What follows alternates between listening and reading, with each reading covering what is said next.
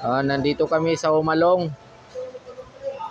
Nagkakanbas ng washing machine para hindi na masyadong mahirap maglaba. Usually, yun kasi ang pinaka-primaryng problema sa bahay, yung labahan. Ito ka vendors yung napili namin. Yun yung Labamatic. Testing natin sir, yung bago. Sige. Stock na po. Sige sir. Doon tayo ma.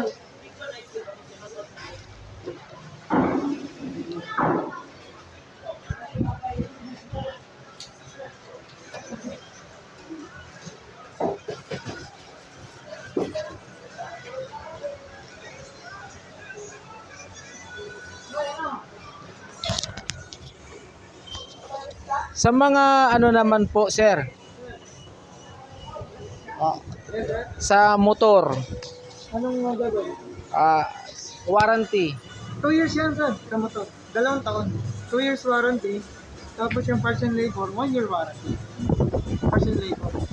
Yung pinaka-motor niya, 2 taon. 2 years warranty. Yan sir.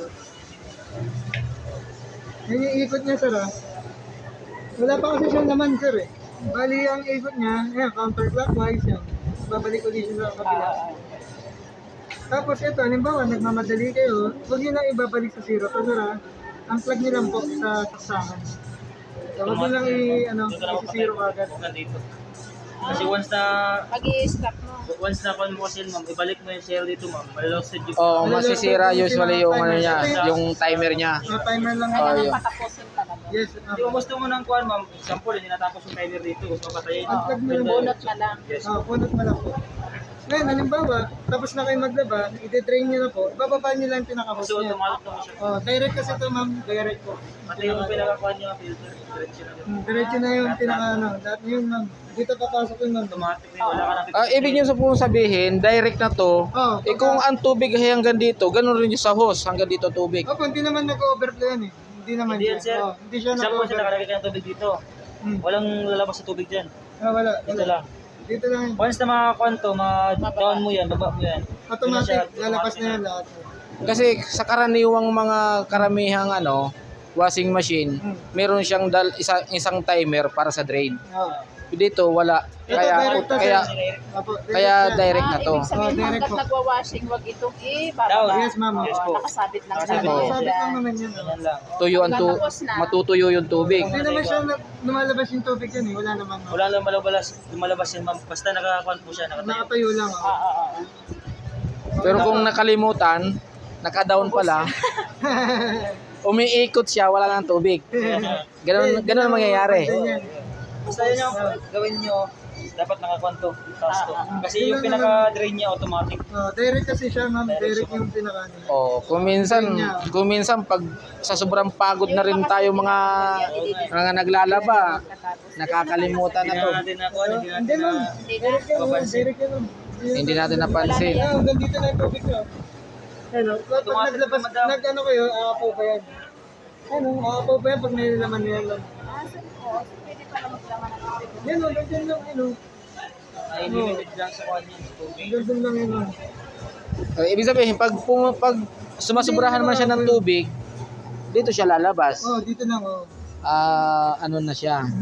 Ibig sabihin, hindi siya sumusobra. Kumbaga, nag-overload ng tubig. Sakto lang siya yung, Mahimulmul ng damit. Okay na siya.